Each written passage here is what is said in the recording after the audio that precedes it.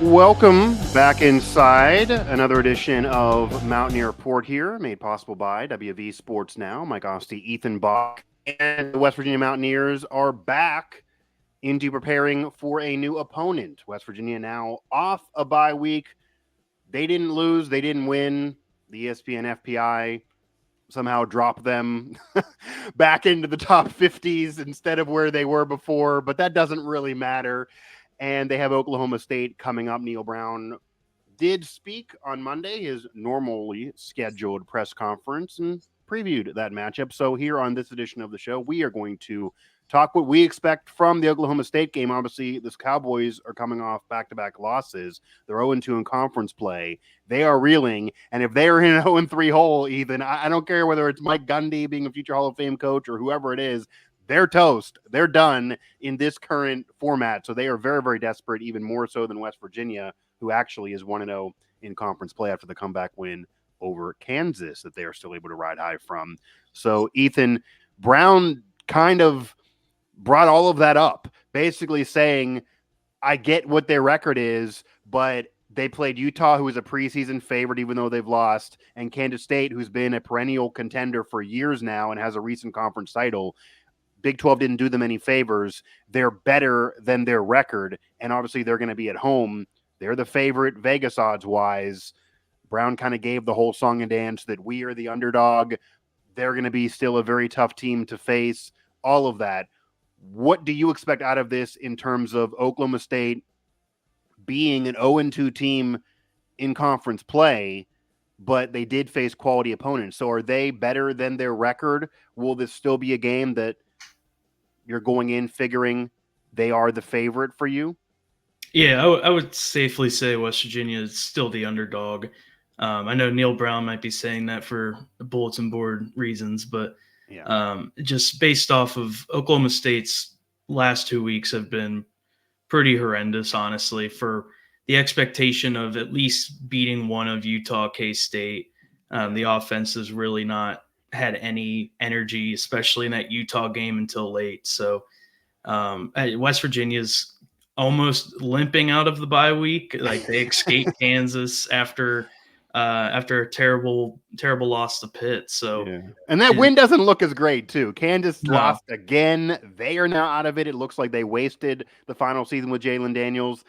West Virginia got to win and save their year, but that does not look like a win to brag about at all. No, not at all. But now I feel like there's a shift of energy within the program to where if West Virginia does beat Oklahoma State in Stillwater for the second straight time, then you have a potential top 15 team in Iowa State coming into Morgantown with another Penn State-esque hype a little bit to it with the Coal Rush and a night game on Fox. So there's something to be excited about, especially this week for West Virginia.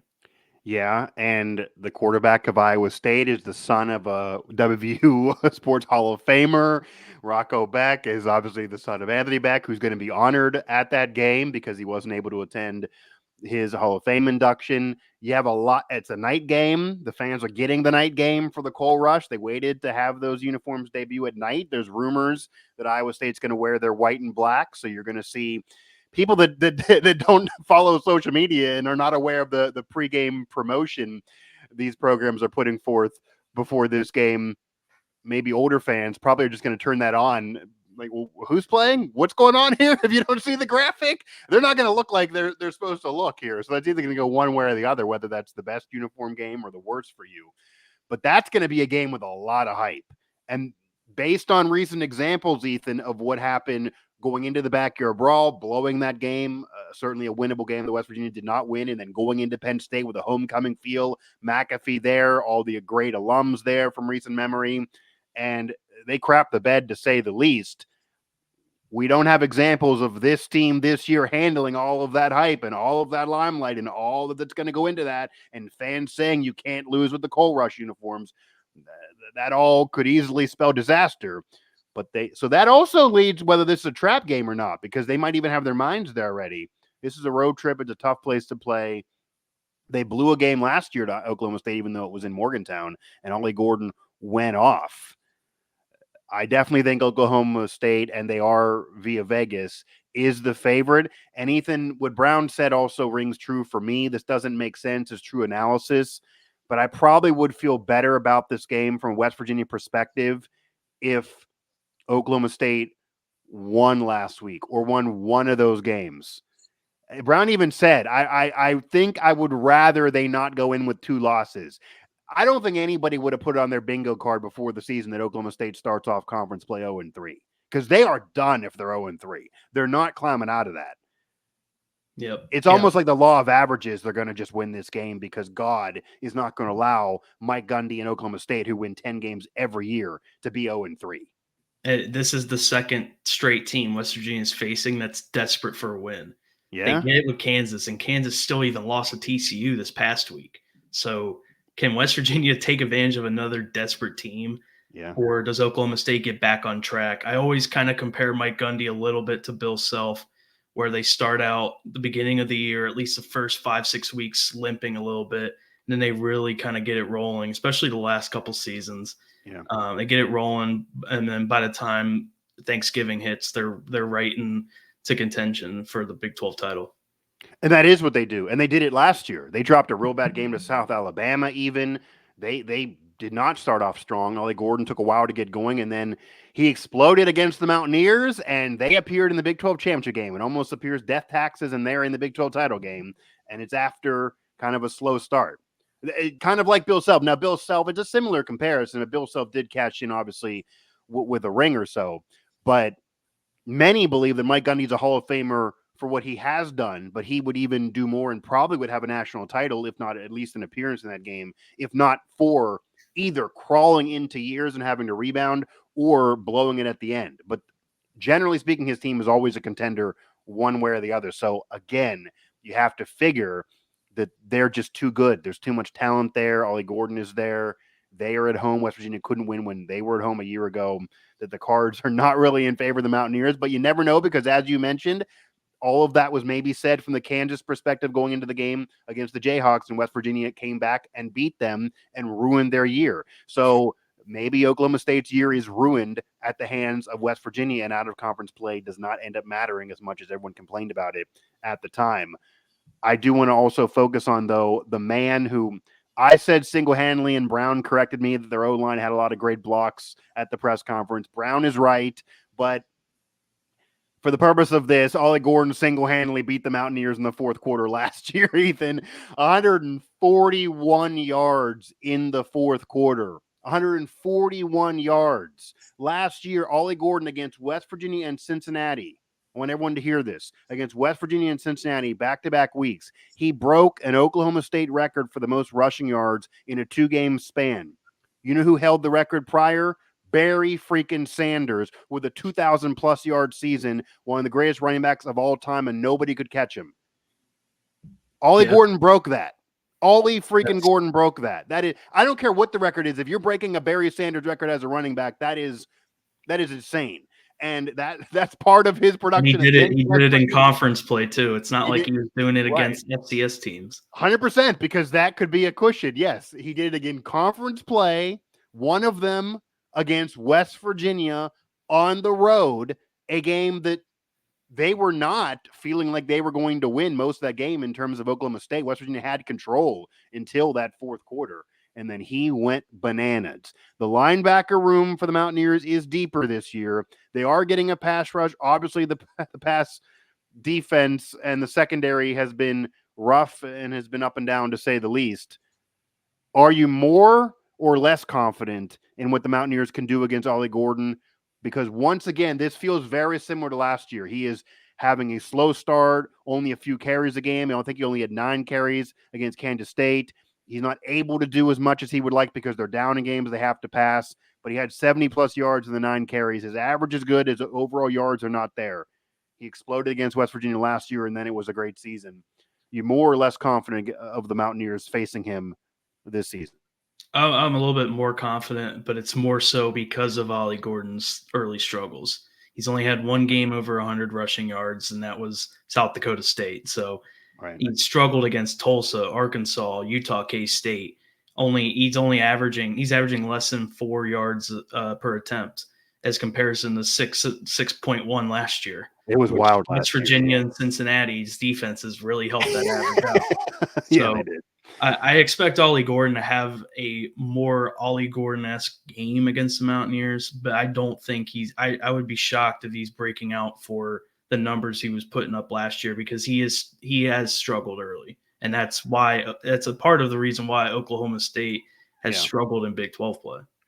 And it's also easy to scheme against him now. Not that it was last year, but every team that faces him knows this is what they want to do. Ollie Gordon is the guy that's going to lead the way for Oklahoma State, and they're not able to get him going when they start out trailing in games like they've been in conference play, again, namely against Kansas State. You can't feed the beast when you're down by multiple scores in the second half like they've been. It'll be interesting what kind of pressure that puts on the West Virginia offense, and if Garrett Green and company, the path to win this game, Ethan, is getting up and holding a lead and force them to go away from Ollie Gordon. This does not feel like a game they're going to be able to come back in, because if Ollie Gordon's riding high early and they have a lead, unlike last year, they didn't. Oklahoma State had to come back. Then it feels like they can ground and pound and churn that lead and hold the lead. Because, yeah, he's not what he was last year, but he's still an elite running back that they certainly are not going to be able to underestimate. And, yeah, Ollie Gordon, 282 yards last year, 4 touchdowns, 141 in the fourth quarter. That does not even include what he did against Cincinnati in that 2-game span. That was a record, but that's just against West Virginia. Obviously, best running back in the conference a season ago. He's not been that this year. He also had some legal troubles in the offseason. You wonder if that's all part of it and if there's a mental hurdle he's having to overcome. But Brown did say, Ethan, he's going to have a breakout game eventually. I just hope it's not against us. That kind of, the second he said that, I was like, eventually this is going to happen. And it almost feels like maybe it is against the Mountaineers. But yes, the linebacker room is deeper. TJ Jackson is there now on the D-line. I don't know if the D-line's deeper. I wouldn't say that, but he is there now. Do you believe, though, that it's either Ollie Gordon gets going and has his breakout game or Oklahoma State loses? Is that fair? Or can they do it another way? I think that's fair. I think Oklahoma State, it's not just Ollie Gordon that struggled on offense. It's Bowman at quarterback. It's everything to do with the offense in Big 12 play. Out of Big 12 play, non-conference, their offense has been fine. But once they played K-State, Utah, they had a slow start, didn't really get anything going. K-State took a 2-3 score lead. Same with Utah. Then Oklahoma State fought back against Utah, but it was way too late. Like you said, West Virginia has to have the lead. They have to have a 2-score lead and just run and pound the ball with Jaheim, CJ, etc., Garrett. Just hold on to that lead, because I don't think they can come back down 10 points against another desperate team, and this time on the road in Stillwater. So I don't think that's happening. Yeah, and the 2-minute offense, they did it on the road against Pitt. They actually were good in the 2-minute offense. Obviously, they blew that game, and they did it at home against Kansas. But it's going to be a really, really tough place to play. To rely on that 2-minute offense and coming back late again seems like really, really risky. And as much as all the fans want to see that 2-minute offense, up-tempo offense, all through a game, we talked about it on a past show, I wrote about it. It's not going to happen. It's clearly not going to happen. And there are legit reasons why they wouldn't do that. The defense is not good enough. He would exhaust them. They'd be on the field way too much. And I think it would also cause problems for Green. Maybe he then would start pressing. I don't know if the team's built to do that overall, beyond just the offense. There's things people are not thinking about aside from the offense. They may go into it more, though. I think there needs to be a compromise of going into it more. It'll be interesting how much they go into it, and if Oklahoma State can handle them in the 2-minute offense, that hurry-up mode more so. Maybe they go into it the final 4 or 6 minutes, and maybe they avoid going into what they call their 4-minute offense, where that offense is basically like, okay, we have a lead, we're just holding on to the ball for dear life, trying to churn the clock. Maybe they get more aggressive, because they did that against Pitt, didn't work, and Pitt ended up coming back and they blew that game. So we have 2 different examples. The last 2 games for the Mountaineers, we'll see what they do on the road in Stillwater, one of the toughest places they're going to go to and going to play in the rest of this season, honestly. I mean, that's an historic environment. That is a rocking environment. They usually pack that house, and people there are college football fans, number one. So they're desperate too, and they want the win. They need the win really, really bad. Before we wrap things up, Jaden Bray, former Cowboy, Brown did touch on off a question I asked about what are you going to talk to Jaden Bray about? Are you going to try to pull anything from him? What can maybe you have him handle going into this game, because it might be a difficult game for him to experience. He's going back home. He's from Oklahoma, played there. Obviously, they were good teams when he was there. It seems like it was an okay divorce, but could be tough for the kid. And Brown said, yeah, I'm not going to put too much on him because I understand it could be tough, to paraphrase.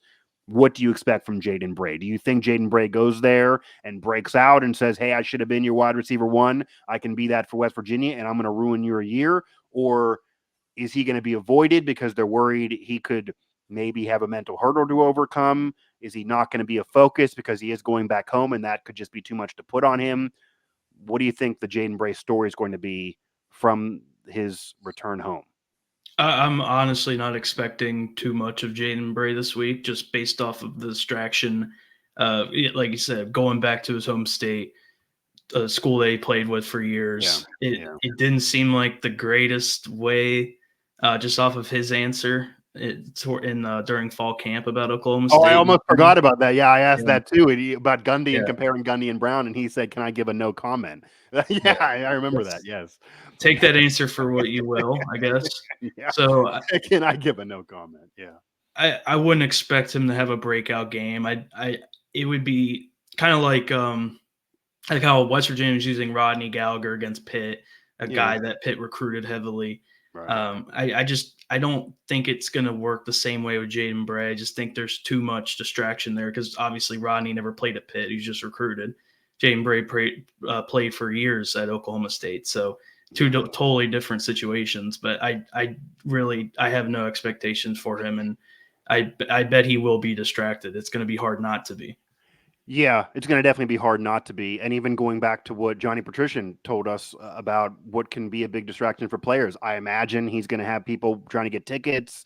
He's going to have family that are there. He's going to have, whenever they get into Stillwater, he's going to have his boys trying to hang out, trying to talk to him, joking around about, hey, we got to beat you. I'm assuming they're maybe not going to be rooting for West Virginia unless they're rooting for him. They might also be Oklahoma State fans. It's going to be a mess for him. Yeah, I mean, I don't know how much I would put on him, and that's probably what Brown is thinking too. Maybe Green, I could see Green trying to help out his boy and try to get him something, and hopefully doesn't press and have that be a problem. But Green has also clearly made Hudson Clement the wide receiver one. Hudson Clement is clearly the favorite target, clearly the wide receiver one. He will live and die at Hudson Clement if he doesn't see anything else. I do think Green doesn't go through his progressions enough, and that's his problem. He can't do the route tree, but if he can't do it, he lives with Hudson Clement and maybe Traylon Ray a little bit. So it might just be hard for Jaden Bray or Justin Robinson to get the shine that they wanted when transferring because of how the season is going. And definitely, I don't think they need to go into the game saying we got to get Jaden Bray 100 yards. We got to get Jaden Bray in the end zone. If the play unfolds and he's there and he seems fine and you're in red zone territory, because it's kind of why you put him on the team, him and Justin Robinson as well, go for it. I'm not saying don't play him or anything like that, but if he comes to you and says, I got to get 100 here and a touchdown or my friends are going to make fun of you, I think the first order of business is you calm him down and say, it's not a big deal. We're trying to win the game. Don't worry about that. And after you get the win, and if they text you and say you didn't do anything, say, I won the game. So try to calm that down as much as possible. I don't think he'll say that, but I think Brown was trying to take that pressure off of him by saying, I'll ask him a few things about what they may do in certain situations, because he does know he was in their huddle. It's the same coaching staff, but I'm not going to spend 2 hours having a special meeting where Jaden Bray leads the room, because that's putting too much on him. And, you don't also going to make the potential loss, as you're not the favorite, feel like it's on Jaden Bray's shoulders as well. But yeah, Oklahoma State is desperate. They can't be 0-3. As bad as this sounds, West Virginia 2-3 overall. Obviously, the vibes would be horrendous, and everyone would want everyone fired again. But 1-1 in conference play, based on how the Big 12 was shaken out so far, they would still be very much in this thing, because even Utah, that preseason favorite, they have a loss now. But the schedule does not get any easier. Iowa State, Kansas State, Arizona, those teams are on deck, and then another bye for the Mountaineers. So that'll do it for this edition of the show. Click on the subscribe button, the notifications bell here. If you are watching the video on YouTube, Download it everywhere you get your podcasts, Apple, Spotify, TuneIn, Google Play, etc. Find our coverage of the Mountaineers, both football and basketball season gearing up, and of course, all of WVU sports at WV Sports Now.